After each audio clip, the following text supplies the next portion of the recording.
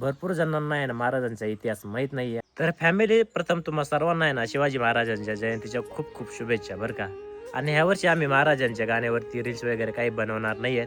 कारण की महाराजांच्या गाण्यावरती रील्स बनवून साध्य तरी काय करायचंय. मला ह्या वर्षी या व्हिडिओच्या माध्यमातून सांगायचंय की महाराजांची जयंती साजरी करण्यापेक्षा आहे ना महाराजांच्या विचारावरती चालणं आहे ना सध्या महाराष्ट्राला तर खूप गरजेचं आहे. कारण ना सध्या महाराष्ट्राची परिस्थिती आपल्याला तर माहिती आहे. आणि एक दिवस असं येऊ नये की पुन्हा आहे ना मुघल राज्य साम्राज्य येऊ नये. कारण की आपल्याला परिस्थितीच निर्माण तशी झालेली आहे महाराष्ट्राची.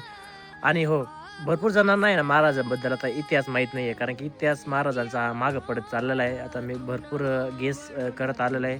कारण की आहे ना 4थी-5वीला मला वाटतं सोनाली महाराजांचे इतिहास आहे मला हा. होतं ना 5वी 6वी पर्यंत होता पूर्ण ध्यानात आहे का तुझ्या?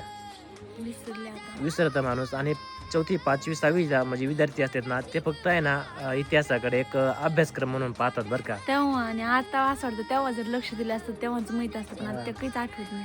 आणि त्याच्यानंतर आहे ना आपण महाराजांचा इतिहास वगैरे आहे ना मुलांना सांगत पण नाहीत आणि दाखवत पण नाहीत.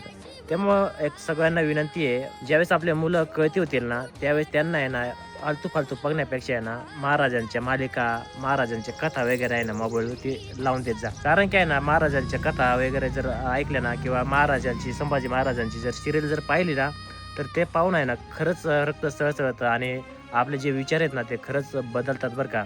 त्यामुळे मला एक कळकळीची विनंती आहे सगळ्यांना, तुम्ही महाराजांची जयंती साजरी करण्यापेक्षा आहे ना सगळ्यात महत्त्वाचं म्हणजे आपल्या मुलाला आहे ना प्रत्येक ज्यांना इतिहास माहीत नाही महाराजांचा त्यांना इतिहास सांगण्याचा प्रयत्न करा. त्यांना महाराजांच्या मालिका पाहण्यास प्रवृत्त करा.